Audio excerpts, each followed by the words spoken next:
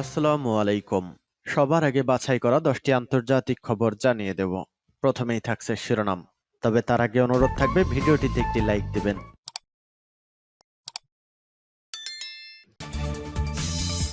একের পর এক হত্যা করা হচ্ছে মুসলিম বিশ্বের শীর্ষ নেতাদের।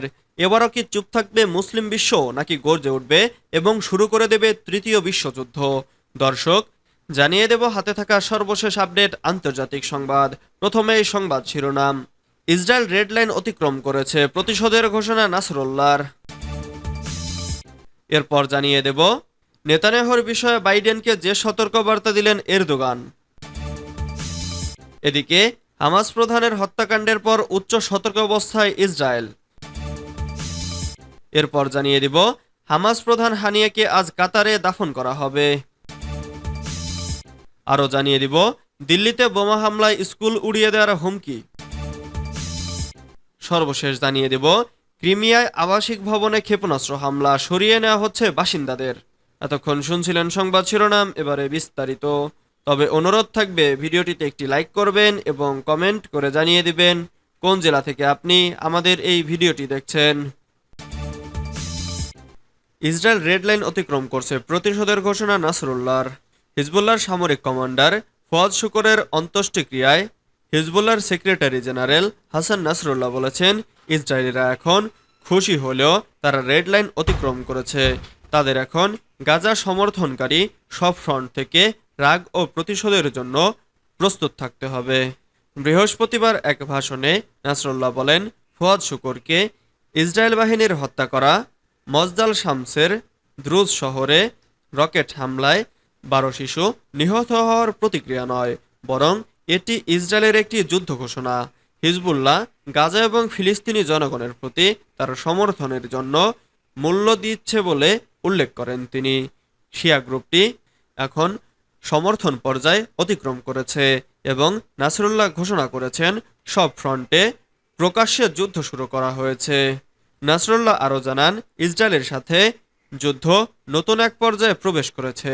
তিনি পুনরায় উল্লেখ করেন, শনিবার উত্তর দ্রুজ গ্রামের মজদাল শামসে ফুটবল মাঠে 12 শিশু নিহত হওয়ায় রকেট হামলার জন্য হিজবুল্লাহ দায়ী নয়। তিনি বলেন, হিজবুল্লাহ বেসামরিক লোকেদের হত্যা করার ভুল করলে তা স্বীকার করত। নেতানিয়াহুর বিষয়ে বাইডেনকে যে সতর্কবার্তা দিলেন এরদোগান।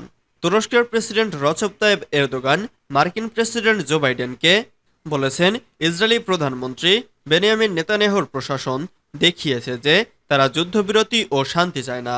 বৃহস্পতিবার এক ফোন আলাপে এরদোগান গাজায় যুদ্ধবিরতি আলোচনায় ফিলিস্তিনি পক্ষের প্রধান আলোচক হামাসের পলিটিক্যাল ব্যুরো প্রধান ইসমাইল হানিয়াকে ইসরায়েলের হত্যাকাণ্ডে তুরস্কের ক্ষোভ প্রকাশ করেন। এরদোগান বলেন, এই হত্যাকাণ্ড যুদ্ধবিরতি প্রচেষ্টায় একটি বড় আঘাত হেনেছে। তেল আবিব এই অঞ্চলে গাজার সহিংসতা ছড়িয়ে দিতে চায়।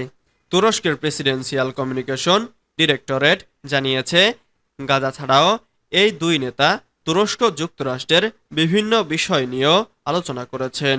দ্বিপাক্ষিক সম্পর্ক, তুরস্কের জাতীয় গোয়েন্দা সংস্থা এবং আঞ্চলিক ও বৈশ্বিক উন্নয়ন দ্বারা সমন্বিত সাম্প্রতিক বন্দি বিনিময়।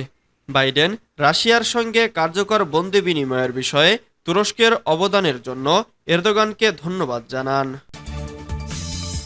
হামাস প্রধানের হত্যাকাণ্ডের পর উচ্চ সতর্কাবস্থায় ইসরায়েল। হামাস প্রধান ইসমাইল হানিয়ার হত্যাকাণ্ডের পর উচ্চ সতর্কাবস্থায় রয়েছে ইসরায়েল। বৃহস্পতিবার সিএনএনের এক প্রতিবেদনে এই তথ্য জানানো হয়। প্রতিবেদনে বলা হয়, গত মঙ্গলবার লেবাননে হামলা চালিয়ে হিজবুল্লাহর সর্বোচ্চ সামরিক কমান্ডার ফুয়াদ শুকর এবং বুধবার গভীর রাতে ইরানের তেহরানে হামাস প্রধান ইসমাইল হানিয়াকে হত্যা করেছে ইসরায়েল। এতে ইরান ও তাদের মিত্রবাহিনীর সম্ভাব্য হামলার আশঙ্কা করেছে ইসরায়েল। সেজন্য ইসরায়েলের প্রধানমন্ত্রী বেনিয়ামিন নেতানিয়াহু যে কোনো পরিস্থিতি মোকাবেলায় প্রস্তুত থাকার জন্য বাহিনীকে নির্দেশ দিয়ে রেখেছেন।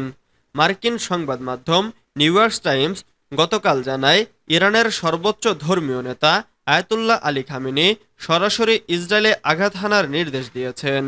ইসরায়েলের প্রধানমন্ত্রী বেনিয়ামিন নেতানিয়াহু বলেছেন, যে কোনো পরিস্থিতির জন্য আক্রমণ ও প্রতিরক্ষার দিক দিয়ে ইসরায়েল উচ্চ সতর্কাবস্থায় রয়েছে।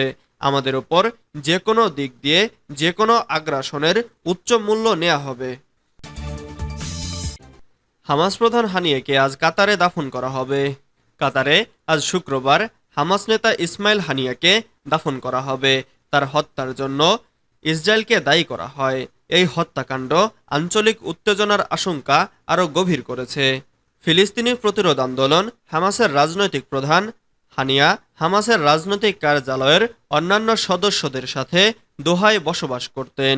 গাজায় সমৃদ্ধ আমিরাতের বৃহত্তম ইমাম মোহাম্মদ বিন আব্দুল ওয়াহাব মসজিদের জানাজায় কাতারের রাজধানী উত্তর লুসাইলের একটি কবরস্থানে তাকে দাফন করা হবে।